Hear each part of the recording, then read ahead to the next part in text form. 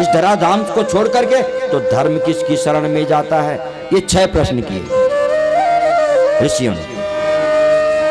सूत जी ने उसके उत्तर में कहा, महाराज सुनो, भगवान द्वापरे समनो प्राप्ते तृतीय युग पर्यये जातः पराशराद योगी वासव्याम कलया हरे। सबसे पहले सूत जी ने कहा, ऋषियों आपने जो 6 प्रश्न किए, बहुत ही आपने सुंदर प्रश्न किए और मानव मात्र के कल्याण के लिए आपने प्रश्न किए। संतों का काम है सबका कल्याण, सर्वे भवन्तु सुखिनः, सब सुखी होंगे। हम अपने कल्याण की कामना करते, मैं सुखी हूं, आप सुखी हो या ना हो मुझे कोई मतलब नहीं उससे, केवल मुझे सुखी होना चाहिए, दुनियादारी से कोई मतलब नहीं। पर जो महात्मा हैं, जो महान पुरुष हैं, वो सर्वे भवन्तु सुखिनः की उनकी कामना होती है। ऐसी जब उन्होंने ऐसी कामना की तो सूत जी ने कहा, ऋषियों सुनो, आपका पहला प्रश्न, किम श्रेय, कल्याण किस बात में है? तो कल्याण है भगवान अधोक्षज के चरणों में प्रेम करना। पुंसाम एकांततः श्रेयः, एकांत माने अत्यंतिक क्षेम, आत्यंतिक क्षेम कहते हैं कि सबसे बड़ा कल्याण भगवान की शरण में आ जाना, यही सबसे बड़ा श्रेय का साधन है, भगवान के चरणों में आ जाना। हाँ, उस भगवान को क्या कहते हैं? कोई उसको भगवान कहते हैं, कोई उसको परमात्मा कहते हैं और कोई उसको ब्रह्म कहते हैं। तो ये अलग अलग है या एक ही चीज है? बोले व्यवहारिक रूप से अलग अलग है, लेकिन तत्वता एक ही है। वदन्ति तत्तत्त्वविदः तत्त्वं यज्ञानमद्वयम् ब्रह्मेति परमात्मेति भगवान इति शब्दते। कोई उसको ब्रह्म कहता है, कौन कहता है ब्रह्म? बोले जो ज्ञानी है, सुखदेव जैसे परम मनीषी संत, उसको ब्रह्म कहते हैं। और जो योगी लोग होते हैं उसको परमात्मा कहते हैं, और जो भक्त होते हैं उसको भगवान कहते हैं। बोली एक ही बात है कि अलग अलग है? बोले तत्व तो एक ही है। जिस प्रकार एक बिजली है ना हमारे सामने, ये बिजली जब नहीं थी, ये बिजली तब क्या ये नहीं थी? वो निराकार रूप में थी, उसका कोई आकार नहीं था, उसको कहते हैं ब्रह्म। जिसका न कोई रूप है, न रंग है, न सामने है, न प्रत्यक्ष है, वही ब्रह्म है। जिसका न कोई रूप है, न नाम है, न गुण है, वो है ब्रह्म। फिर ये बिजली हमारे वैज्ञानिकों ने अनुसंधान किया और इसको पावर हाउस के माध्यम से प्रकट कर दिया, इस बिजली को। तब हो गई वो निर्गुण, ये सगुण निराकार, अर्थात परमात्मा। उसको कहते हैं परमात्मा। सगुण तो है, अभी सामने नहीं है, उसका नाम है परमात्मा। और फिर ये बिजली तारों के माध्यम से हमारे सामने बल्बों के माध्यम से हमारे सामने प्रत्यक्ष आ गई, दिखाई दी, उसका नाम है सगुण साकार, अर्थात भगवान। ऐसे ही भगवान भी जब क्या थे, कोई रूप नहीं था, रंग नहीं था, उसका नाम है ब्रह्म, निर्गुण निराकार, उसको ब्रह्म कहते हैं। और जब वो क्या करता है, बोले प्रकट होने की इच्छा करता है, तब उसको योगी लोग परमात्मा कहते हैं। और जब हमारे सामने राम के रूप में, कृष्ण के रूप में आ जाता है ना, तब हम उसको भगवान कहते हैं। वदन्ति तत्तत्त्वविदः। तो जैसी जिसकी रुचि है, जो ब्रह्म में सुख मानता है वो ब्रह्म का ध्यान करेगा, जो परमात्मा में सुख मानता है वो परमात्मा का ध्यान करेगा, और जो भगवान में सुख मानता है वो भगवान का ध्यान करेगा, वो राम कृष्ण का ध्यान करेगा। जिसकी जो रुचि है, रुचि नाम वैचित्र्य, अपने अपनी रुचि के अनुसार। भाई रोटी, एक आटे को आपने गोंदा, उसकी आप किसी ने तो कहा कि भाई रोटी बनाओ मेरे लिए, खाली सूखी रोटी बनाओ, तो सूखी रोटी खा ली, अब बनी तो आटे की है ना। तो आपने कहा नहीं मैं रोटी खाने आया हूं। अरे रोटी तो घर में मिल जाती है, अरे परांठे बनाओ। तो आपने घी के परांठे बना दिए, पर बने तो आटे की है ना, तो आटे के परांठे बना दिए आपने। किसने कहा नहीं मैं परांठे भी नहीं, मैं पूड़ी खाऊंगा। तो बने तो आटे की है लेकिन पूड़ी बना दी। तो जिसको पूड़ी में रुचि है वो पूड़ी खाए, जिसको परांठे में रुचि है वो परांठे खाए, जिसको जो है रोटी में रुचि है वो रोटी खाए, लेकिन बने तो एक आटे ही की है। इसी प्रकार से एक ही तत्व के तीन रूप बने हैं। जिसको ब्रह्म में ये आता है, आनंद आता है, वो ब्रह्म की उपासना करे, हृदय में कमल पर संचिंतयेत् भगवत चरणारविंदम, वज्रांग को स्मरण करो, तब आपका मन प्रसन्न होगा। और चतुश्लोकी भागवत का ज्ञान दे दिया। हाँ, जो चतुश्लोकी भागवत भगवान ने ब्रह्मा जी को दिया, ब्रह्मा जी ने नारद जी को दिया, वही आज नारद जी ने व्यास जी को दे दिया। और नारद जी ने अपना चरित्र भी बता दिया। देखो मैं पहले दासी पुत्र था, दासी पुत्र। चातुर्मास जब आता है ना, तो चातुर्मास में महात्मा लोग एक स्थान पर रहते हैं। हमारे गांव में महात्मा लोग आए चातुर्मास बिताने के लिए, वहां पर 4 महीने तक रहे। गांव वालों ने दासी पुत्र मान करके मुझे उनकी सेवा में लगा दिया, इस बच्चे को उनकी सेवा में लगा दो। लेकिन भगवान की ऐसी कृपा हुई कि महात्माओं की सेवा करते करते करते मेरा मन निर्मल हो गया, पवित्र हो गया, महात्माओं की कृपा हो गई। महात्माओं ने मुझे मंत्र दीक्षा दी। ओम नमो भगवते तुभ्यं वासुदेवाय धीमहि प्रद्युम्नाय अनिरुद्धाय नमः संकर्षणाय च। इस मंत्र का मैंने जाप किया और मैं विशुद्ध हो गया, मेरी मति निर्मल हो गई, पवित्र हो गई। महात्मा लोग 4 महीने बिता करके चले गए आशीर्वाद दे करके। उसके बाद मेरी माता भी स्वर्ग सिधारी और मैंने उस मंत्र का जाप किया, मैंने वो शरीर छोड़ा और अब मैं इस जन्म में नारद बना हूं। और देवदत्त इमाम वीणाम स्वर ब्रह्म विभूषिताम मूर्छित्वा हरि कथाम गाय मानस चराम्यहम। और ये वीणा जो मेरे पास है ना, वो वीणा किसकी थी? वो वीणा लक्ष्मी जी की थी। और भगवान विष्णु के भक्त हैं परम भक्त नारद जी।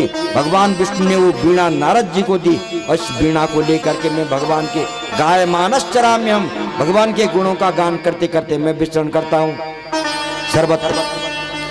तो प्रभु के का गुणानुवाद करोगे तो तुम्हें प्रभु दर्शन होगा और मन तुम्हारा प्रसन्न हो जाएगा। देखो एक तालाब होता है, उसमें कमल खिलते हैं, और जिसमें कीचड़ होता है जिस तालाब में, वहां कौवे आते हैं, मानसरोवर वाले हंस उस तालाब में नहीं आते हैं।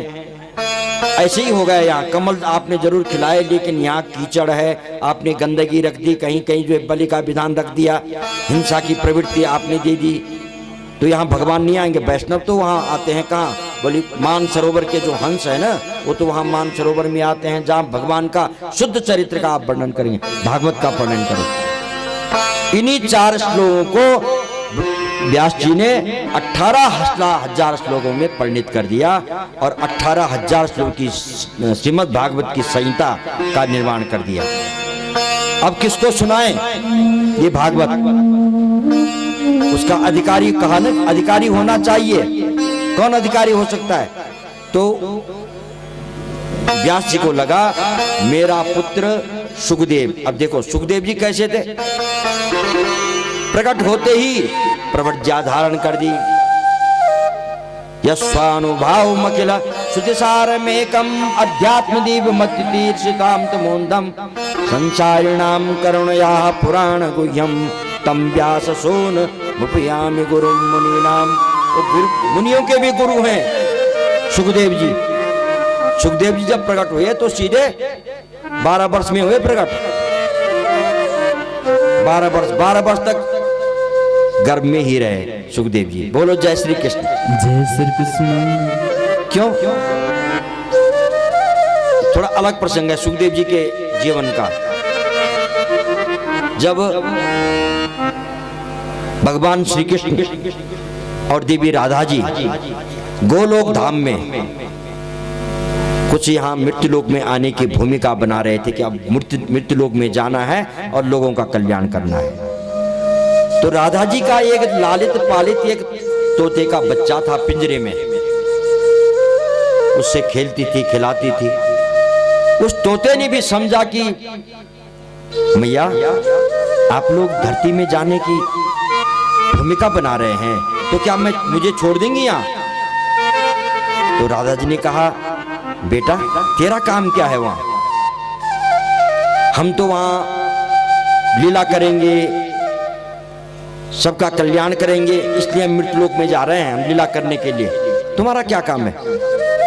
उस तोते ने कहा, माँ मैं तुम्हारे बिना नहीं रह सकता। वो पिंजरे वाला तोता, तुम्हारे बिना नहीं रह सकता। अरे तुम वहां लीला करोगी सुंदर सुंदर, और मैं तुम्हारी लीला का गुणगान करूंगा। बोलो जय श्री कृष्ण। जय श्री कृष्ण। तो मैया ने कहा चलो तुम भी। वही तोता किसी सुख पक्षिणी के गर्भ से प्रकट होकर के कैलाश में अंडे के रूप में प्रकट हो गया। तो पक्षी पहले अंडा ही तो होता है, तो अंडे के रूप में आ गए कैलाश में।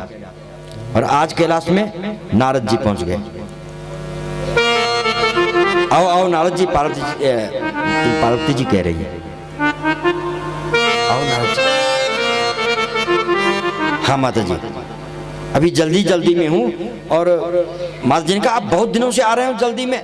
बोले मैया बहुत दिनों से इसलिए आ रहा हूँ कि गृहस्थों के यहाँ कुछ खटपट होती रहती है, झगड़ा विवाद, झूठ, असत्य। बोले हमारे यहाँ तो ऐसा नहीं है। देखो हम हैं, भोले बाबा हैं, हमारा गणेश है, हमारा जो है कार्तिकेय है, हम इनके वाहन अलग अलग हैं, एक दूसरे के विपरीत हैं, लेकिन सब प्रेम से रहते हैं। बोली माता जी इतना प्रेम है जब, तो ये बताइए आप भोले बाबा आपसे सत्य बोलते? बोले हाँ हाँ। तो बाबा के गले में जो मुंडमाला है वो काय की माला है? किसके सिर है वो? बोले ये तो नहीं बताया। तो आप कह रहे हैं कि यहाँ तो बड़ा बड़ा प्रेम है। माता नारद जी तो नारद जी है ना। माता का दिमाग पलट गया, वास्तव में बताया नहीं मुझे। नारद जी क्या, मैया मैं चलता हूँ। नारद जी तो चले गए और मुंह बना लिया माता जी ने।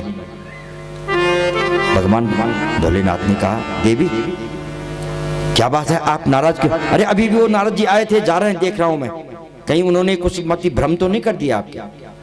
बोले नहीं नहीं, नारद जी ने मति भ्रम नहीं की, नारद जी ने तो मेरी आंख खोली है। अच्छा तब तो सही बात है। तो क्या किया नारद जी ने? बोले महाराज ये बताओ कि आपने मेरे से रहस्य क्यों छिपाया? क्या रहस्य छुपाया? बोले ये मुंडों की माला आपके गलों में वो काय की है? किसके मुंड है? किसके सिर हैं ये? मुंड माने सिर, किसके सिर है? ओहो बस। अरे देवी ये आपके ही सिर हैं। जब जब आप शरीर छोड़ती हैं तब तब मैं आपसे इतना प्रेम करता हूं कि आपके ही सिरों की इस माला में पिरो देता हूं उस जन्म का। इतने जन्म हो गए आपके, और मैं आपके सिर निकाल के काट करके इसमें माला में उसकी माला बना देता हूं, और वही मैंने पहन रखी है। अच्छा तब तो आप और भी कपटे हैं, क्यों? बोले आप मेरे पीछे ही मरना जीना लगा है, आप कभी जन्म नहीं लेते हैं, ऐसा क्यों? बोले मैंने अमर कथा सुनी है, आपने अमर कथा नहीं सुनी है, तो सुनाओ मुझे अमर कथा। भगवान ने कहा ठीक है अमर कथा सुनाऊंगा, पर देख कोई यहाँ है तो नहीं कोई। भगवान ने अपना डमरू बजाया, कीट पतंग पशु पक्षी सब उड़ गए, चले गए, पर वो तो अंडा था ना, वो ऐसे ही था, नहीं देखा उन्होंने, वो पड़ा रहा।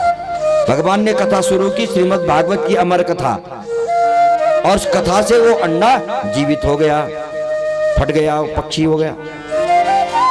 और जब भगवान ने वो कथा की, वो पक्षी ने वो सारी कथा सुन ली, और 11वें स्कंद में जब पहुंचे तो माता जी का ध्यान लगा, नींद आ गई माता जी को। और जैसे हम कथा बोल रहे हैं, आप सिर हिला करके या हाँ जी कह करके आप कुछ स्वीकार कर रहे हैं, तो ऐसे तोते ने करना शुरू कर दिया। नहीं तो हाँ नहीं कहेंगे तो कथा बंद हो जाएगी। हाँ जी ऐसे हुंका भरने लगे। अंत में भगवान ने जब जयकारा किया तो माता जी की नींद खुल गई। हाँ प्रभु उसके बाद क्या हुआ? क्या हुआ?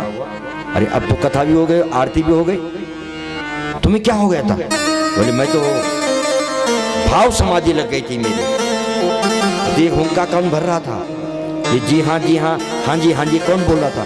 देखा उधर, देख लिया एक पक्षी है, तोता। भगवान ने उठाया अपना त्रिशूल, उसको मारने के लिए वो चल पड़ा वहां से। तो कहां? अमरनाथ में कथा हो रही थी, हिमालय में। वहां से वो पक्षी उड़ा, भोले बाबा पीछे पीछे भागे, और वो पक्षी, वो तोता कहां पहुंचा? बोले बद्री का आश्रम में, बद्रीनाथ में।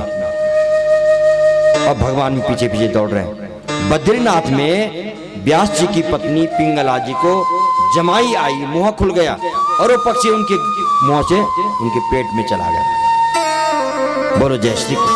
जय श्री कृष्ण। पीछे से भोले बाबा आए। व्यास जी ने कहा, प्रभु आप क्रोध मुद्रा में हैं, कहाँ जा रहे हैं? बोले मेरा चोर आया आपके घर में। क्या चुराया आपको?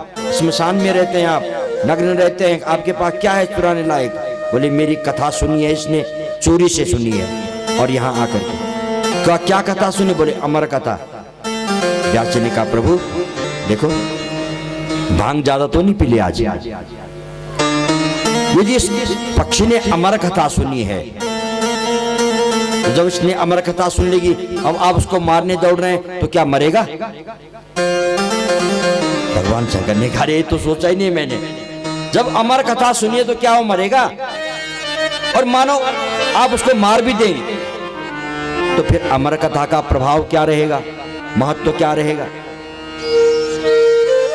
भगवान शंकर लज्जित होकर के वापस चले गए।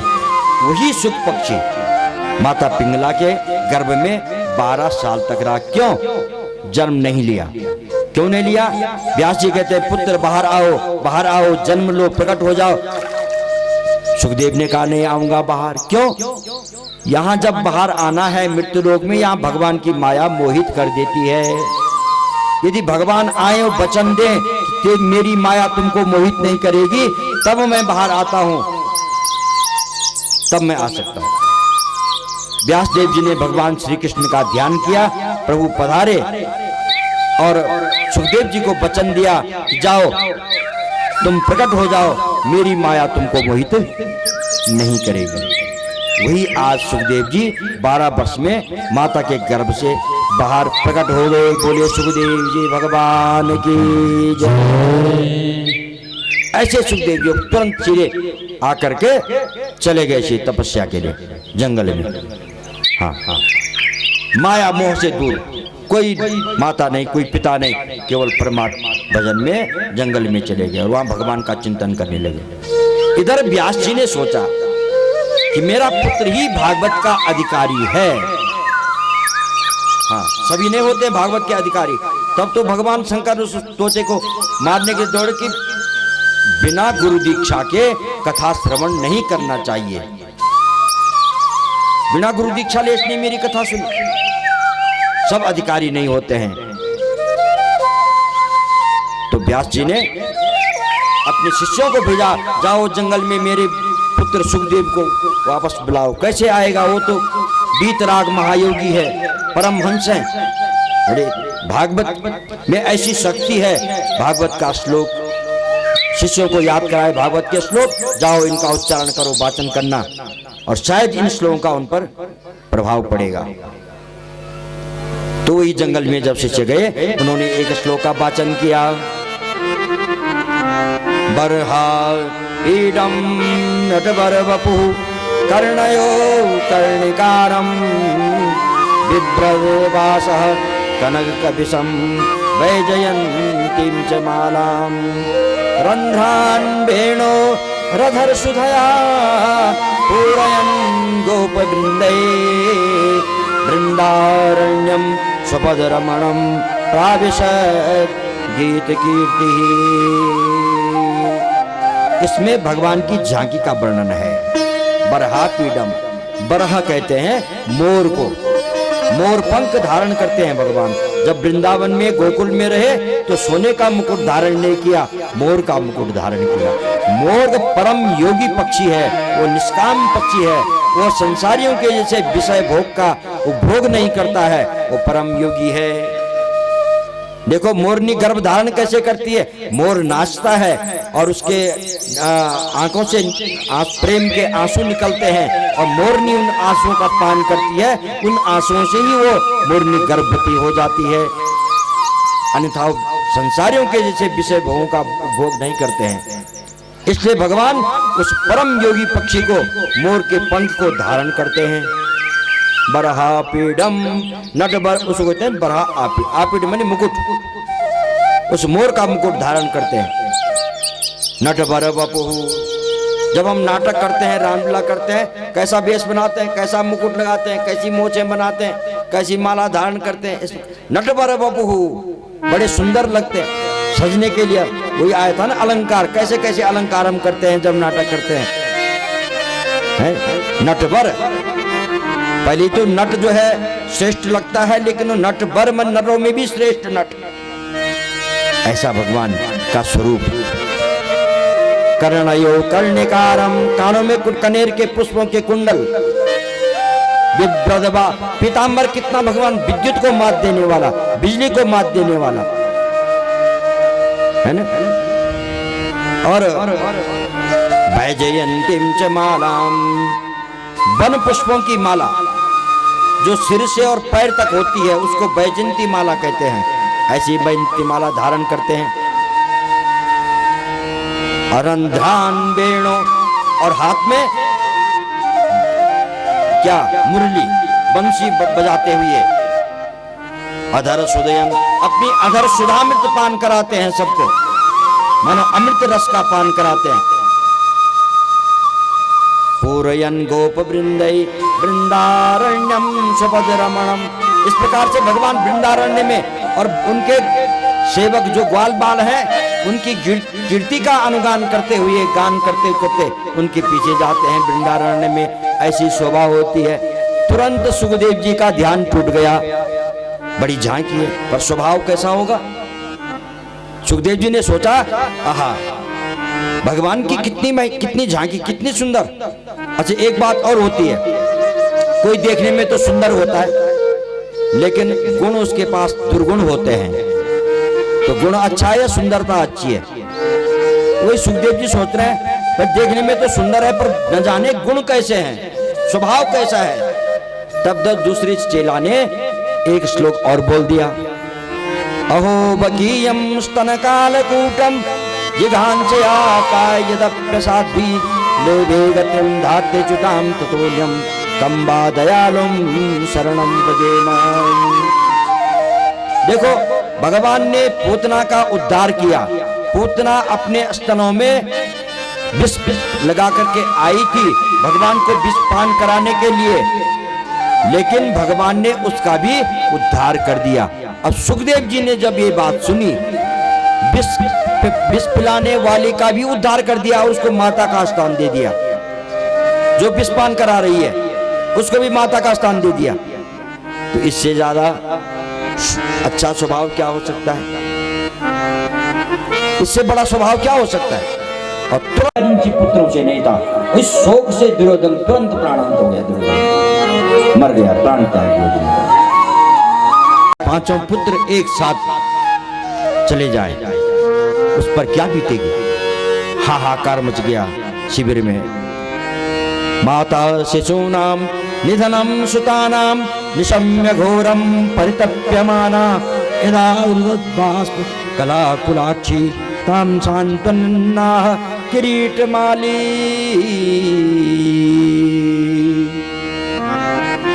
अर्जुन आ गए, भगवान भी आ गए। द्रौपदी चिल्ला रही है, रो रही है, सांत्वना दे रहे हैं। आखिर हमारे पास क्या है, जब कोई घटना घट जाती है तब हमारे पास क्या रहता है, बहुत है ना, कैसी कैसी घटनाएं घट जाती हैं। आज के लिए देखो, एक आपके गांव में भी, यहीं पर भी एक घटना घटी है। हमारे पूर्व प्रधान सुंदरलाल जी का नाती, उसका निधन हो गया, हमारे बीच से बेचारा चला गया। तो क्या कर सकते हैं, कोई क्या कर सकता है, शांत नहीं दे सकते। अब धीरज रखो, धैर्य रखो, यही हमारे पास साधन है। और धैर्य ही विपत्ति धैर्य मथा हृदय क्षमा सदसेवा पटुता। विपत्ति में, संकट काल में धैर्य ही मित्र है। अब धैर्य धारण, वही हम लोग कहते हैं सबको, अरे भाई धैर्य रखो, धैर्य रखो। बड़ी दुर्घटना हुई, हम भी उनकी आत्म शांति के लिए कामना करते हैं भगवान से, उस जीवात्मा को शांति मिले और उस परिवार को, हमारे प्रधान जी के परिवार को, उस दुख को सहन करने की शक्ति भगवान प्रदान करे। यही बोल सकते हैं, यही सोच सकते हैं, और कोई क्या कर सकता है। ऐसे ही माता द्रौपदी को सांत्वना दी भगवान ने, पर अर्जुन ने प्रतिज्ञा करी, देवी चिंता मत करो, मैं तुम्हारे उन शत्रु को अभी तुम्हारे सामने ला करके उसको मृत्युदंड देता हूं। वो भगा, अश्वत्थामा तो भगा, अर्जुन उसके पीछे भागे, भगवान भी साथ में गए। उसने ब्रह्मास्त्र छोड़ा तो अर्जुन ने भी ब्रह्मास्त्र छोड़ा, शांत किया, पकड़ लिया अश्वत्थामा को। अब भगवान साथ में है, गोविंद क्या करे, भगवान ने कहा मारो इसे। हाँ, ये दुष्ट है, अत्याचारी है, इसने देखो 5 पुत्रों को एक साथ मार दिया तुम्हारे, मारो इसको। भगवान अर्जुन ने कहा नहीं, इसको मैं द्रौपदी के सामने मारूंगा, द्रौपदी के सामने मारूंगा। हाँ, मैंने वचन दिया द्रौपदी को, तुम्हारी इच्छा। द्रौपदी के सामने लाए और सामने ला करके फिर क्या किया, देवी यह है हत्यारा हमारे पुत्रों का, क्या इसको अग्नि में जलाऊं या इसके काट काट के इसके टुकड़े टुकड़े बनाऊं? तुम बोलो कैसी मृत्यु दूं उसको, जैसी मृत्यु तुम चाहते हो मैं ऐसी मृत्यु इसे दूंगा। द्रौपदी चुप हो गई, गंभीर हो गई, बोलती क्यों नहीं देवी? और द्रौपदी ने हाथ जोड़े, मुच्यताम मुच्यताम, छोड़ो इसे, मुच्यताम मुच्यताम ये सह ब्राह्मणो नितराम गुरु। अरे महाराज इसको छोड़ो। अर्जुन ने कहा क्यों, ये ब्राह्मण है और गुरुपुत्र है। द्रोणाचार्य ने, जिस द्रोणाचार्य ने गुरु ने तुमको ब्रह्म विद्या भी सिखाई, शस्त्र विद्या भी सिखाई और शास्त्र विद्या भी सिखाई, उसका पुत्र है ये। इसको मारोगे तो ब्रह्म हत्या लग जाएगी, और ब्रह्म हत्या लगेगी पर हमारे पुत्र वापस नहीं आएंगे, वो तो मर गए, चले गए, उल्टी और हमारे ऊपर ब्रह्म हत्या भी लग जाएगी। इसलिए देखो वही द्रौपदी हो सकती है। द्रौपदी, बुद्धि का नाम द्रौपदी है, जिसके 5 पुत्र एक साथ मरे और वो कहे कि नहीं इसको छोड़ो, क्यों, ब्रह्म हत्या लग जाएगी। वही द्रौपदी है जो ऐसी विपत्ति में भी धैर्य नहीं खोती है, उसी का नाम द्रौपदी है। आप सब द्रौपदी हो सकती है अगर हमारे पास ऐसी बुद्धि हो। अर्जुन जीवात्मा है, और जिस जीवात्मा के पास ऐसी पत्नी होती है ऐसी, उसी का नाम वही तो द्रौपदी है। अर्जुन जीवात्मा है, द्रौपदी उसकी बुद्धि है। युधिष्ठिर धर्म है श्रेष्ठ, जो धर्म को बड़ा मानता है, धर्म को जो बड़ा मानता है उसके बाद ऐसी बुद्धि होती है। इसलिए हमको धर्म का अनुकरण करना चाहिए, तब तो धर्मराज बड़े भाई हैं। धर्मराज ने कहा हाँ द्रौपदी ठीक कहती है। भीम ने कहा नहीं, हमारी प्रतिज्ञा का क्या होगा? किसी ने कुछ कहा, किसी ने कुछ कहा, क्या करें? कोई कहता है मारो, कोई कहता है मत मारो। अब भगवान को देखने लगे। अर्जुन ने कहा प्रभु क्या करें? भगवान ने कहा तो मैंने वही कह दिया था इसको मार दो, अब फंस गए। अब तुमने माना नहीं तो अब करो जो इच्छा। नहीं प्रभु, अब आप निर्णय करो क्या करना चाहिए। भगवान ने कहा सुनो,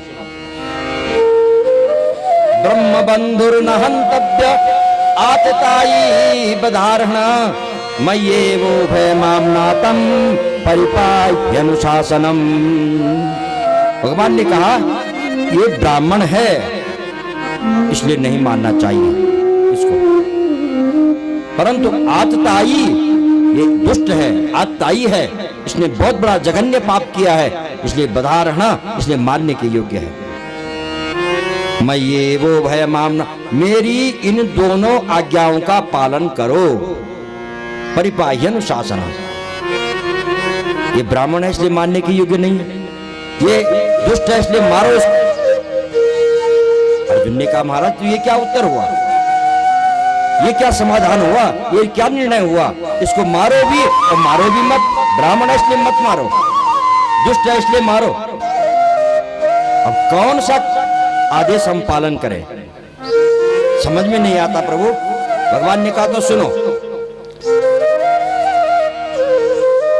अब शास्त्र जो कहते हैं मैं उसकी बात करता हूं। क्या कि युधिष्ठिर तुम्हारे बड़े भाई हैं और बड़े भाई का आदेश पालन करना तुम्हारा धर्म है, तुम्हारा कर्तव्य है। इसलिए जो युधिष्ठिर कहते हैं वो करो। युधिष्ठिर क्या कहते हैं? मत मारो। युधिष्ठिर यही तो कह रहे हैं। युधिष्ठिर कह रहे हैं मत मारो, तुम्हारे बड़े भाई हैं युधिष्ठिर, इसलिए बड़े भाई ने जो कहा उसको, उस आज्ञा का पालन करना चाहिए। बड़े भाई ने कहा। और तुम क्षत्रिय हो और तुमने प्रतिज्ञा की है तो अपनी प्रतिज्ञा का भी ध्यान रखना, प्रतिज्ञा नष्ट न हो जाए तुम्हारी। अर्जुन ने कहा प्रभु अब और भी उलझा दिया मेरे को, और भी उलझा दिया। समाधान क्या हुआ? भाई तुम क्षत्रिय हो तो अपनी प्रतिज्ञा मत तोड़ना। प्रतिज्ञा की है तुमने कि मैं तुम्हारे इस दुष्ट को, इसको, तुम्हारे शत्रु को मारूंगा तुम्हारे सामने, ये प्रतिज्ञा थी ना अर्जुन की। तो प्रतिज्ञा मत तोड़ना, तुम क्षत्रिय हो और तुम्हारे बड़े भाई युधिष्ठिर के आका जो आदेश है उसका भी पालन करना कि मत मारो। प्रभु तुम्हारा टेढ़ा ही समाज, तुम अपने आप भी टेढ़े। देखो भगवान त्रिभंगिमा, आपने फोटो देखी होगी भगवान श्री कृष्ण की, तो 3 जगहों से भगवान के पैर टेढ़े, भगवान की कमर टेढ़ी और भगवान के गर्दन टेढ़ी। त्रिभंगिमा कहते हैं, 3 जगहों से नहीं होते टेढ़े। भगवान ने कहा भाई हमको सीधा बोलना आता ही नहीं, हमारा तो शरीर भी ऐसा ही है और समाधान भी ऐसा ही है। तो जो हमें कहना था वो हमने कह दिया, जो शास्त्र कहते हैं हमने कह दिया, बाकी तुम। लेकिन अर्जुन ने गीता का ज्ञान सुना है, समझ गया। संभावित से चाकीर्तिर मरणाद अचिरिच्यते। गीता में भगवान ने कहा था अर्जुन को कि जो श्रेष्ठ पुरुष होते हैं और सम्मानित पुरुष होते हैं उनको अपमान करना मृत्यु के समान है। तुरंत अर्जुन ने तलवार निकाली और अर्धमुंडन कर दिया अश्वत्थामा का। उसके मणिम जहार मूर्धन्यम दुजस्य स मूर्धजम, उसके मस्तिष्क में मणि थी, उस मणि को भी हटा दिया, उसको अपमान कर दिया, धक्का मार के उसको शिविर से बाहर निकाल दिया, अपमान कर दिया। तो अपमान भी मृत्यु के बराबर है। यही भगवान का समाधान था। ब्राह्मण है इसलिए मारो मत, दुष्ट है इसलिए मार दो। तो मरा भी नहीं और अपमान करके मार भी दिया, मारने के समान है, मृत्यु के समान है। कोई सम्मानित व्यक्ति हो उसका अपमान कर देना मृत्यु के बराबर है। अर्जुन ने गीता पढ़ी है, तुरंत समझ गए, अपमान कर दिया। अब ये समाधान तो हो गया, लेकिन उसको और भी अपना अपमान जब हुआ उसको, अश्वत्थामा को, उसने सोचा अभी तो एक बीज है पांडवों का, कहां? उत्तरा के गर्भ में पल रहा है। अभिमन्यु तो महाभारत में मारा गया, अर्जुन का पुत्र अभिमन्यु तो युद्ध में मारा गया था महाभारत में। लेकिन अभिमन्यु की पत्नी जो उत्तरा थी वह गर्भवती है। अब वो गर्भ में नष्ट कर, तब निर्मूल हो जाएगा, वंश समूल नष्ट हो जाएगा। अपना ब्रह्मास्त्र छोड़ा, और ब्रह्मास्त्र ऐसा शस्त्र है उसको मंत्रों के द्वारा जहां चाहो वहां जाता है। तो ब्रह्मास्त्र को उत्तरा के गर्भ में भेज दिया और उत्तरा के गर्भ में प्रवेश कर गया ब्रह्मास्त्र, उस गर्भ को जलाने लगा। और जैसे गर्भ को जलाने लगा तो तुरंत उत्तरा ने देखा कुछ गड़बड़ हो गया, इसका समाधान कोई नहीं कर सकता है, और भगवान के चरणों में आ गई। पाहि पाहि महायोगिन देव देव जगतपते नान्यम तदभयं पश्ये यत्र मृत्यु परस्परम। या तो यही मार काट चल रही है केशव, किसी के बस की बात नहीं, मेरा गर्भ जल रहा है, ऐसी कृपा करो कि मेरा गर्भ बच जाए। आप ही इस काम को कर सकते हो। मैं मर जाऊं तो मर जाऊं, लेकिन मेरे गर्भ में जो बालक पल रहा है वो उसका कुछ न बिगड़े, ऐसी कृपा कर दो गोविंद, मैं तुम्हारी शरण में आती हूं। उत्तरा भगवान की शरण में गई। भगवान तुरंत अंगुष्ठा मात्र का शरीर धारण किया और उत्तरा के गर्भ में प्रवेश करके बोले बाल कृष्ण लाल की जय। ये पहला इतिहास है कि भगवान ने अंगुष्ठा मात्र शरीर धारण करके और उत्तरा के गर्भ में प्रवेश किया और वहां अपने सुदर्शन चक्र से उत्तरा के गर्भ को सुरक्षित कर दिया। बालक 5 माह के बाद उसको चेतना आ जाती है, गर्भ में सब कुछ देखता है। 7वें महीने तो ऋषि रूप हो जाता है, वो ज्ञानी बन जाता है। वो देख रहा है वो गर्भ में कि ये जो सुदर्शन चक्र वाला है मेरी रक्षा कर रहा है, और शांत हो गया। वो ब्रह्मास्त्र हट गया, ब्रह्मास्त्र शांत हो गया और उसकी रक्षा हो गई। पर उस बालक ने गर्भ में उसको देख लिया। किसको? वो सुदर्शन चक्रधारी कृष्ण है, उसको देख उसका दर्शन कर लिया। गर्भ में ही भगवान का दर्शन कर लिया और वही परीक्षित महाराज है। बोले परीक्षित महाराज की जय, बाल कृष्ण लाल की जय। रक्षा कर दी परीक्षित की और भगवान बाहर आ गए। देवी उत्तरा शांत हो गई, चरणों में गिरी भगवान की। भगवान ने कहा देवी अब तो कोई परेशान नहीं। बोले नहीं प्रभु, जिस पर आपकी कृपा, तो अब मैं द्वारिका जाता हूँ। बहुत समय हो गया यहाँ महाभारत करते करते, बहुत समय लग गया। देखो हमारा कितना बड़ा परिवार है, अब मुझे जाना है, कब से मैं यहाँ पर हूँ। जाने लगे तो कुंती आ गई और चरणों में गिर गई। बुआ कौन है कुंती? बोलो। भगवान की बुआ है ना, वसुदेव जी की बहन है कुंती, तो साक्षात चरणों में गिर गई। भगवान ने कहा बुआ आप मेरी बुआ हैं, आप चरणों में उल्टी गंगा क्यों बहाती हैं? प्रणाम तो मुझे करना चाहिए। नमस्ते। कुंती ने कहा नहीं नहीं नहीं, मैं प्रणाम आपको नहीं कर रहे हो, भतीजी को नहीं कर रहे हो, किसको कर रहे हो? बोले नमस्ते पुरुषम ताद्यम ईश्वर प्रकृते परम अलक्ष्यम सर्वभूतानाम अंतर बहिरवस्थितम। मैं भतीजी को प्रणाम नहीं कर रही हूं, मैं आदि पुरुष को प्रणाम कर रही हूं। नमस्ते पुरुषम ताद्यम। आदि पुरुष कौन है? नारायण। मैं तो साक्षात नारायण को प्रणाम कर रही हूं। तो केवल वसुदेव नंदन नहीं, तू मेरे भाई का ही लड़का नहीं, तू तो सर्वांतर्यामी है। अब गोपियां आगे कहेंगी न खलु गोपिका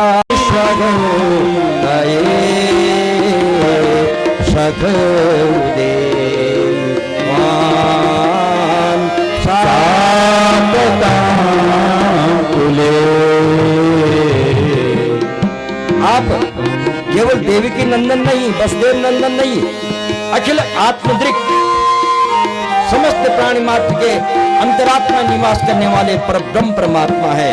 मैं आपको प्रणाम करती हूँ। अच्छा चलो, अब भगवान विरोध में आ गए, मजाक में आ गए, तो मैं भगवान हूँ मानो। बुआ को ठग रहे भगवान। अच्छा चलो मैं मानो, बुआ जी मैं भगवान हूँ, तो मानो क्या चाहिए तुम्हें? तो बुद्ध ने जब मांगने की बात प्रभु ने की तो तुरंत सुभद्रा आ गई, द्रौपदी सब आ गए। किसी ने भक्ति मांगी, किसी ने शक्ति मांगी, किसी ने संपत्ति मांगी, किसी ने आयु मांगी, किसी ने कुछ मांगा। और कुंती खड़ी है। बुआ अरे आपने मांगना था, आप मांगो ना, क्यों नहीं मांग रहे आप? क्या चाहिए आपको? तो विपदा संतु न शाश्वत। गोविंद मुझे देना ही है तो मुझे विपत्ति दो। बोलो जय श्री कृष्ण। जय श्री कृष्ण। बुआ जी आप जान रही आप क्या कह रही हैं? बोले हाँ मैं जान रही हूँ। क्यों? विपत्ति से आपका पेट नहीं भरा? कैसी कैसी विपत्ति? बोले गोविंद इसलिए विपत्ति मांग रही हूँ, मुझे अनुभव है अपने संकट का, अपनी विपत्ति का, और जब जब विपत्ति आई तब तब तेरे दर्शन हुए। अभी अभी देखो उत्तरा पर कितनी विपत्ति आ गई थी।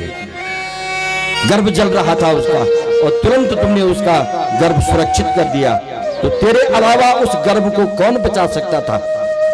तो जब संकट आया तेरे दर्शन हुए, तुम प्रकट हो गए। मेरे पुत्रों को हम कौरवों ने कितने त्रास दिए, लाक्षागृह से लेकर के, है ना, विष के लड्डू खिलाए, लाक्षागृह में जलवाया, क्या क्या नहीं किया उन्होंने, वनवास दिया, अज्ञातवास दिया। और जब एक बार तो दुर्वासा जी को भेज दिया था जंगल में, भोजन कराओ, द्रौपदी तो खा चुकी थी, कहां से कराएं? तो तुरंत तुम आ गए और तुमने उस पात्र में से एक छिलका साग का ले लिया, खा लिया। अनेन विश्वात्मा प्रियंताम, इससे विश्वात्मा तृप्त हो जाए।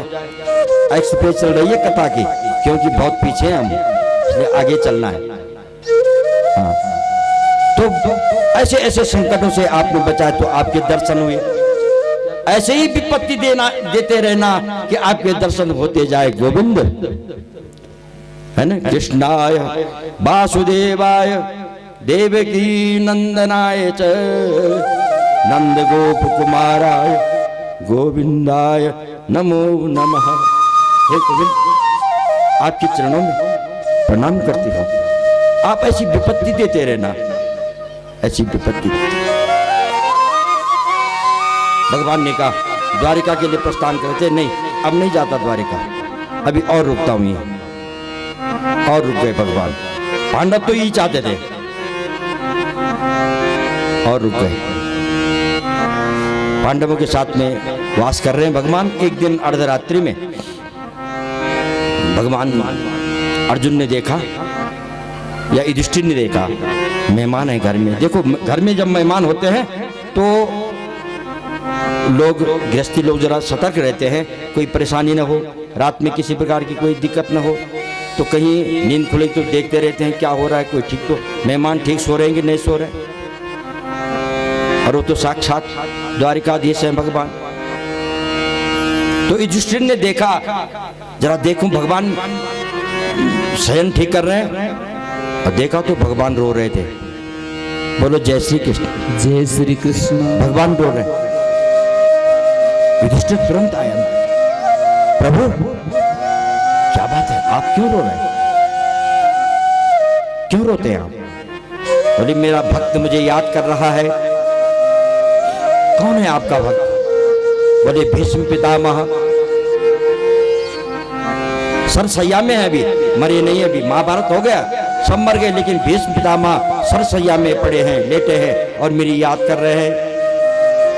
प्रातःकाल सभी उठे, सुभद्रा, द्रौपदी, कुंती, विराट, तनया तथा, है ना, सब लोग उठे और रथ में बैठ करके रथेन सधनंजय सतै विरोचयत इव कुबेर इव गुह्यकै।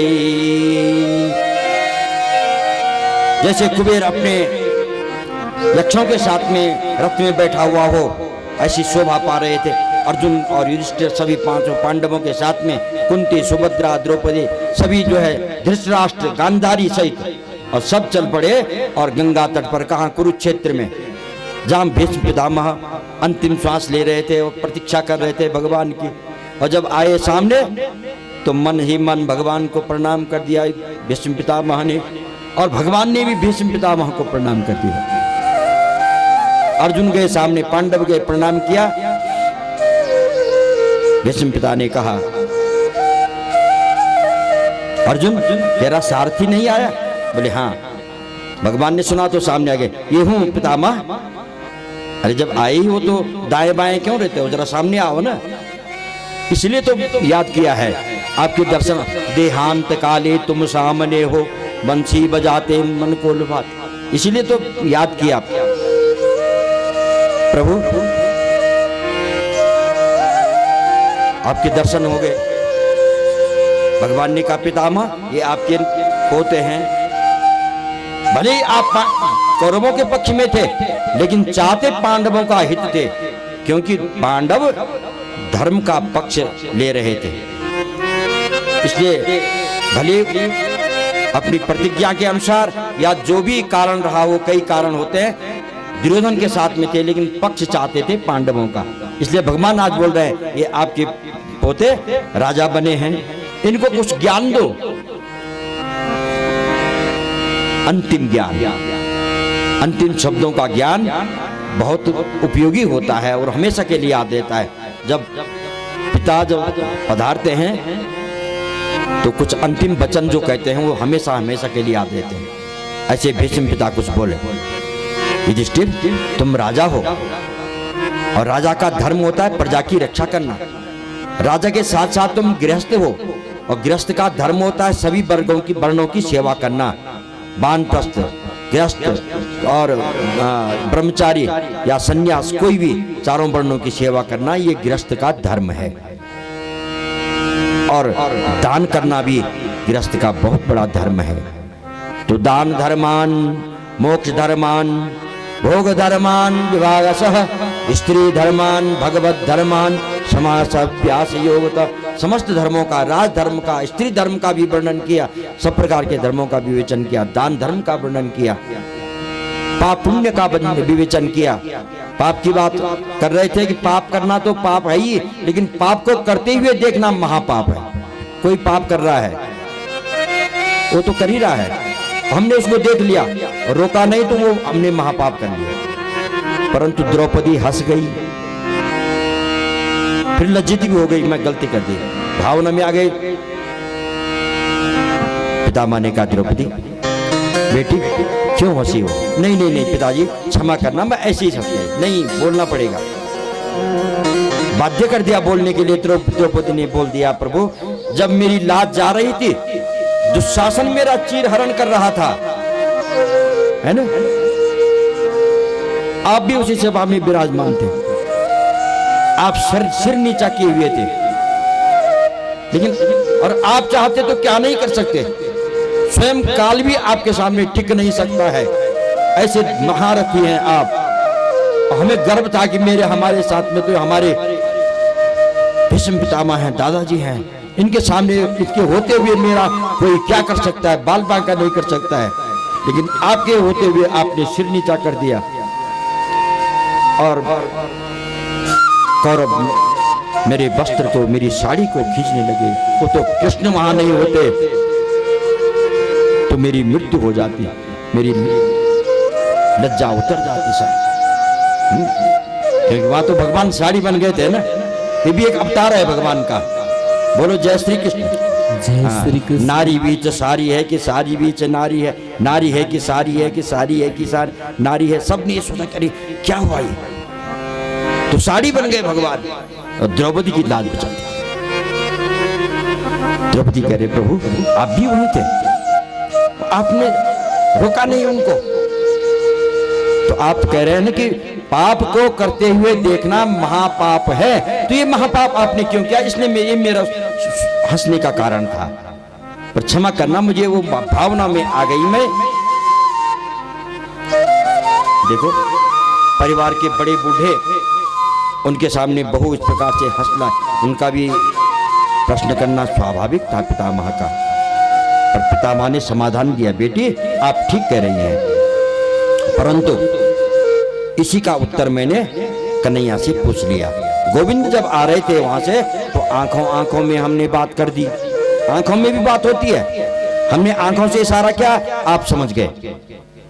तो भीष्म पिता कह रहे हैं मैंने आंखों से पूछा गोविंद मुझे अपने 8 जन्म याद हैं, मैंने कभी कोई पाप नहीं किया, तो मुझे बाणों की सैया क्यों मिली? तो गोविंद ने कहा आंखों से ही कहा प्रभु वास्तव में आपने कभी पाप नहीं किया, इसलिए तो मैं अंत में दर्शन के लिए देने के लिए आया हूं। बोलो जय श्री कृष्ण। जय श्री कृष्ण। परंतु आपने एक महापाप करते हुए देखा, उसका आपको ये प्रायश्चित करना पड़ रहा है, और देवी उसी पाप का मैं ये प्रायश्चित कर रहा हूं, उसी पाप का प्रायश्चित कर, समाधान दिया। इसीलिए मैं सरसैया में हूं, मैंने वो पाप किया था, वो महापाप करते हुए देखा था मैंने। द्रौपदी हाथ जोड़े लज्जित हुई, क्षमा मांगी द्रौपदी ने, और भगवान ने कहा, भीष्म पिता ने कहा कन्हैया अब मैं ये 2 बात आपसे करनी है। क्या? स्तुति कर दी भगवान की, पुष्पता चंद्र में, पुष्प तो थे नहीं, हम जब भगवान की पूजा करते हैं तो फूल चढ़ाते हैं, लेकिन फूल थे नहीं, सरसैया में पड़े हैं, हाथ बंधे हैं सारे। तो पुष्पिताग्रा उस छंद का नाम है जिस छंद में बात की, जो श्लोक उच्चारण की है, स्तुति की, उस पुष्पिताग्रा छंद में भगवान ने स्तुति कर दी। इति मति रूप कल्पिता विदेशना भगवती शाश्वत पुंगवे विभूमि। इति मति रूप कल्पिता विदेशना भगवती शाश्वत पुंगवे विभूमि। स्वसुकुम पुरते क्वचे विहतुं प्रकृतिमुपेयुषीय व्यवहित पितनामुखं निरीक्ष्य सजन बलाग्मुखस्य दोषबुद्ध्या कुमतिम् अहरत् आत्मविद्ययाय शरणरति परमशतस्य निष्ठो स्वनिगमम् अपहत्य मत्प्रतीक्षाम् अधिकर्तुम् अवप्रतोरतस्तत् हितरथ चरणो अभयाचलद्गु हरिरेव हन्तुमिवं गतो तरीया। प्रभु, मेरी एक पुत्री है और मैं उसका शरीर छोड़ने से पहले उसका विवाह कर देना चाहता हूँ। भगवान ने कहा, पितामह, विवाह तो आपका ही नहीं हुआ है, तो पुत्री का विवाह कहाँ से होगा? तो भीष्म पिता ने कहा, नहीं नहीं, इति मति रूप कल्पिता, मेरी मति ही मेरी बुद्धि है और ये जवान हो गई है, प्रौढ़ हो गई है, अब प्रौढ़ होने जा रही है। तो आज तक इसके योग्य कोई पति नहीं मिला, इसको किसको समर्पित कर दूं? और देखते देखते आज मुझे लगा कि आज इसके लायक पति मिल गए। कौन? आप आ गए प्रभु। ये मति मैं आपको समर्पित करके और फिर मैं इस संसार को छोड़ के जाना चाहता हूँ। इति मति रूप कल्पिता वितृष्णा। तो आपकी लड़की में क्या ऐसी योग्यता है कि मेरे अलावा कोई पति नहीं मिला उसको? बोली, मेरी मति वितृष्ण है, कोई तृष्णा नहीं मेरे को। हाँ, कोई तृष्णा नहीं। धन की इष्णा, लोक की इष्णा, राज्य की इष्णा, सब कुछ राज्य संचालन किया, सबकी रक्षा की, पर स्वयं राज्य त्याग दिया, कोई इष्णा नहीं। जैसे हनुमान जी थे, हनुमान जी वितृष्ण थे, उनकी कोई तृष्णा नहीं। समुद्र पार कर रहे थे हनुमान जी, तो मैनाक पर्वत आ गया सामने, सोने का पहाड़ बन करके आ गया, विश्राम करो। पर हनुमान ने उस पर लोभ नहीं किया। सोने का पहाड़ सामने आने पर भी हनुमान ते ही परसा कर पुण्य कीन परिणाम, राम काज कीने बिनु मोहि कहाँ विश्राम। स्वीकार भी कर लिया और बंधन करके छोड़ दिया। तृष्णा ही नहीं। हमारे सामने कोई सोने का पहाड़ की बात तो बहुत दूर है, छोटा सा भी जो है कोई तृण आ जाए तो छोड़ेंगे नहीं उसको, है ना? तो हनुमान जी ने, और ये भी नहीं, छोड़ने पर भी अहंकार आता है। छोड़ा, क्या किया? बोले हनुमान ते परसा कर, स्पर्श कर दिया, छुआ उसको, हाथ जोड़े, स्पर्श करके बस प्रभु मुझे आज्ञा दो, मैं आगे जाना है और काम करना है। वितृष्ण बुद्धि है, कोई तृष्णा नहीं। तो भीष्म पिता कह रहे हैं, इति मति रूप कल्पिता वितृष्णा, मेरी मति वितृष्ण है। तो तृष्णा जिसके अंदर नहीं, उससे बढ़कर दूसरा कोई महान गुण नहीं है। ये गुण है मेरी पुत्री में, इसलिए मैं इस वितृष्ण बुद्धि को, मति को पुत्री रूप में आपको समर्पित करना चाहता हूँ। प्रभु आप इसको स्वीकार करें। प्रभु मुझे वो दिन याद आ रहा है जब अर्जुन को कुमति बैठ गई थी। कुमति आहार आत्म विद्या, महाभारत के शुरुआत में अर्जुन ने कहा नहीं नहीं नहीं, मोह में ग्रसित हो गया, मोह से ग्रसित हो गया था, नहीं लड़ूंगा। विसृज्य ससरम चापम, है ना, धनुष बाण छोड़ के रथोपस्थ उपाविशत, रथ के पीछे भाग में बैठ गया, नहीं लड़ूंगा। ऐसा मोह उत्पन्न हो गया अर्जुन को। तो आपने कहा उसको, नहीं माना, तो कुमतिम अहरत, ऐसी कुमति को आपने आत्मविद्या के माध्यम से उसकी कुमति को दूर कर दिया। प्रभु वो झांकी मेरे मन में आ रही है और वही देख करके मैं आपके चरणों में अपने मन को लगा रहा हूँ। कुमतिम अहरद आत्म विद्यायत शरणरति परमश्च तस्य मे अस्तु। ऐसे आपके चरणों में मैं मेरी और एक झांकी और आ रही है प्रभु कि जब हम लड़ रहे थे मैं विपक्ष से आप विपक्ष से, हम जब युद्ध कर रहे थे, जब हम युद्ध कर रहे थे तो क्या हुआ, मैंने प्रतिज्ञा की एक दिन, सेनापति था मैं, कि मैं आज हरि जो शस्त्र न कहाऊं। अगर मैंने आज हरि को क्योंकि भगवान की प्रतिज्ञा थी कि मैं युद्ध में शस्त्र धारण नहीं करूंगा, ये प्रतिज्ञा थी भगवान की। और मैंने प्रतिज्ञा की एक दिन कि आज मैं हरि ही जो शस्त्र न कहाऊं, तो लाजू गंगा जननी को शांतनु सुत न कहाऊं। पांडव दल सन्मुख हुए धाऊं, चंदन खंडी महारथी खंडो इति न करो तो शपथ हरि की। सती गति नहीं पाऊं, क्षत्रिय गति ही नहीं पाऊं। अगर मैं आज भगवान को शस्त्र धारण नहीं कराऊंगा तो मैं क्षत्रिय नहीं, मैं पांडु शांतनु नंदन नहीं, मैं गंगा पुत्र नहीं कहलाऊंगा। ये प्रतिज्ञा कर दी मैंने। और प्रभु आपने अपने भक्त की प्रतिज्ञा रखने के लिए अपनी प्रतिज्ञा तोड़ दी है? मत प्रतिज्ञाम अधिकर्तुम अवप्लुतोर्थस्तः। मेरी प्रतिज्ञा को रखने के लिए आप रथ से नीचे उतरे तुरंत। जब मैंने महाप्रलय का युद्ध किया, अर्जुन जो है प्राणांत होने वाला था अर्जुन का, तो आपने प्रतिज्ञा भूल दी अपनी। भूलेंगे तो क्यों, लेकिन मेरी प्रतिज्ञा को रखने के लिए आपने तुरंत अपनी प्रतिज्ञा तोड़ दी। एक रथ का टूटा हुआ पहिया आपने उठाया, उसका सुदर्शन चक्र बना करके मेरी ओर आप दौड़ पड़े। मैंने कहा बस बस बस बस बस प्रभु, यही मेरी प्रतिज्ञा थी कि मैं आपको शस्त्र धारण कराऊंगा। वो झांकी मेरे मन में आ रही प्रभु। अब मैं पर देहांत काले तुम सामने हो, बंसी बजाते भाते हे गीत गाते मैं तन नाथ त्यागो, हे नाथ नारायण वासुदेव। और सबके देखते देखते भगवान भीष्म पितामह ने के शरीर से एक ज्योति प्रकट हुई और भगवान श्री कृष्ण की परिक्रमा करके और भगवान श्री कृष्ण में समा गई। बोले भीष्म पिता महाराज की जय। भीष्म पिता ने अपना शरीर त्याग दिया, भगवान के शरीर में ज्योति भगवान की ज्योति मिल गई और भगवान कृष्ण भी को उनको परम गति प्रदान कर दी भगवान ने। ऐसे हमारे बाल कृष्ण भगवान ने अवतार लिया इस धरती पर संतों के कल्याण के लिए।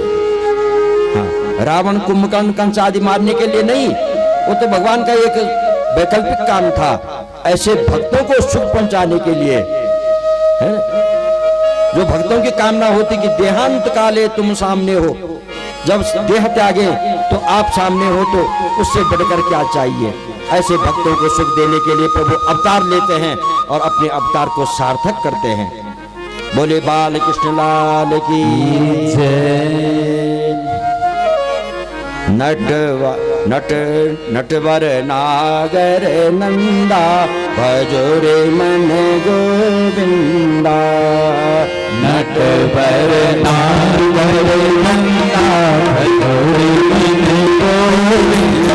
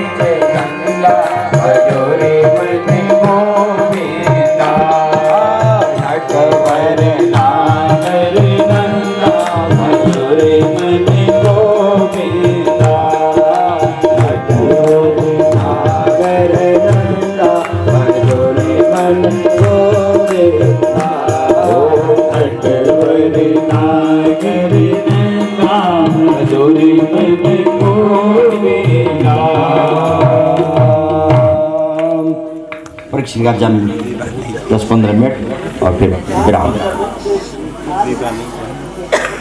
सूत जी वर्णन कर रहे हैं पांडवों को और अपने आप द्वारिका के लिए प्रस्थान किया।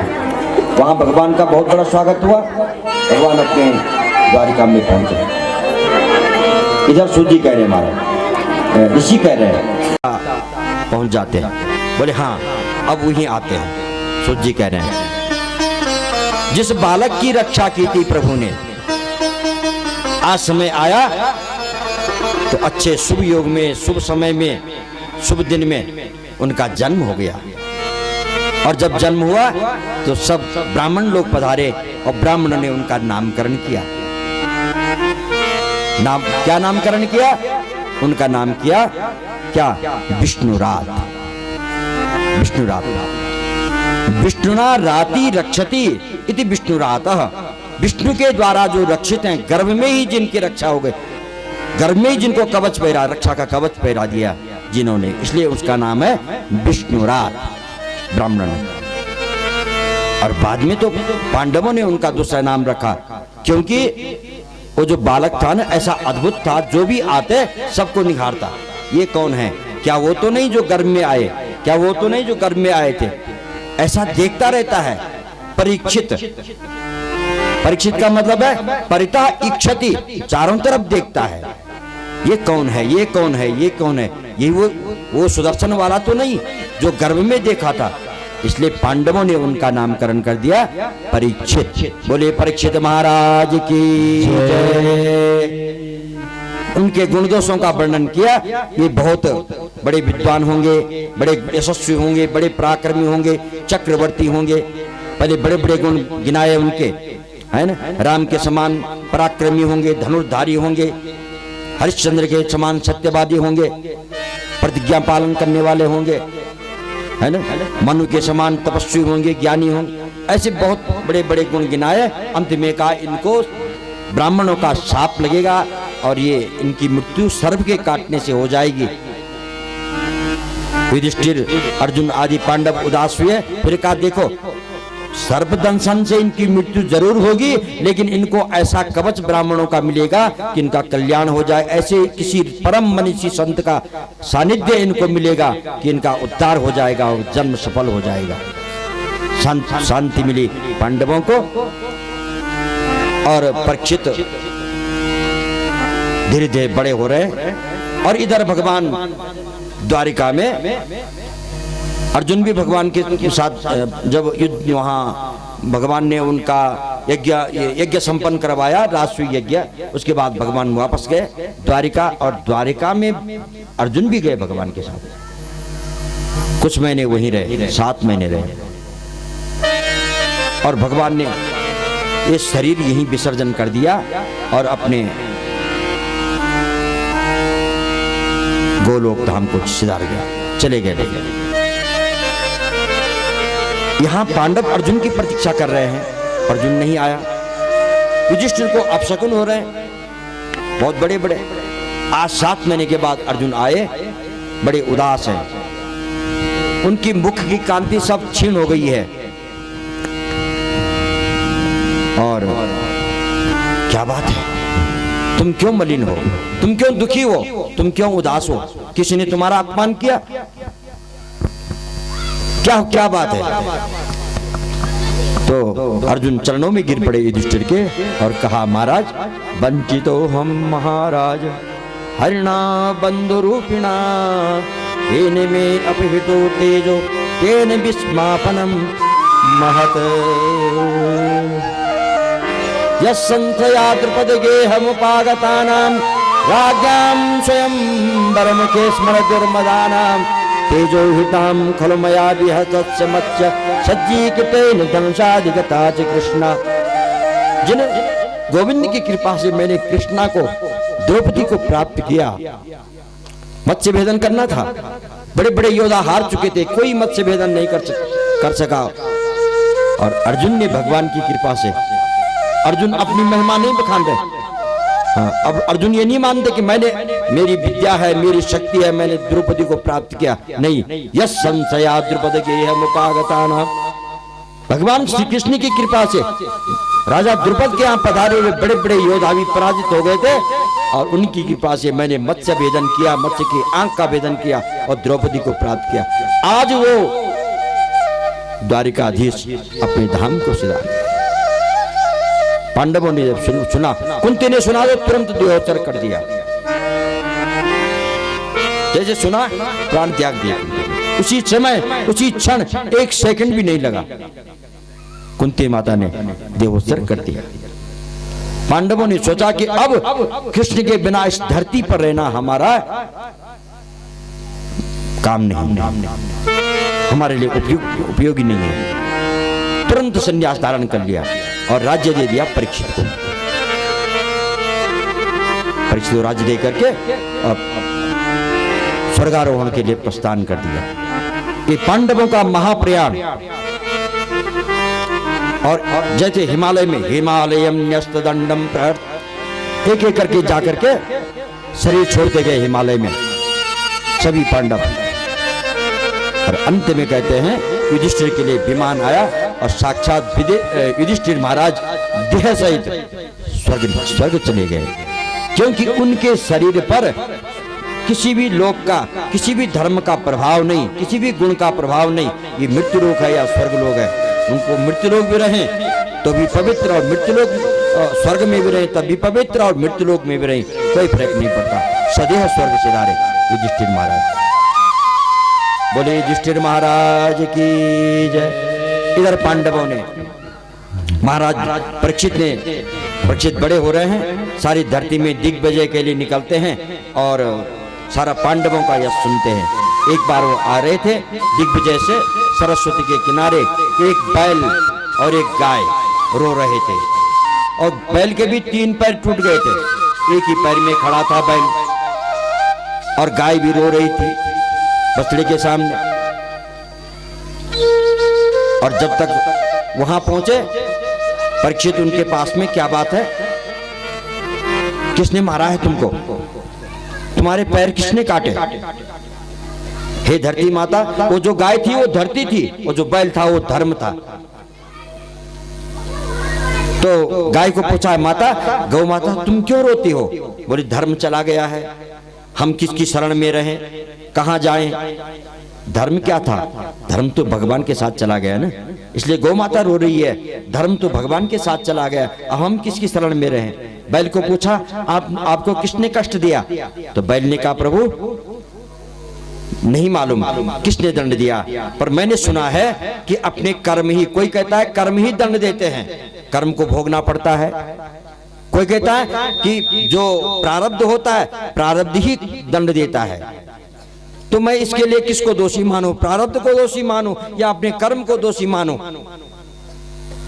परीक्षित ने कहा, तुम सामान्य बैल नहीं, तुम साक्षात धर्म हो। धर्म ही ऐसी बात कर सकता है जो अपने को दोष न, किसी को दोष न करके, न दे करके अपने को दोष देता है, वह धर्म ही हो सकता है। तुम धर्म हो।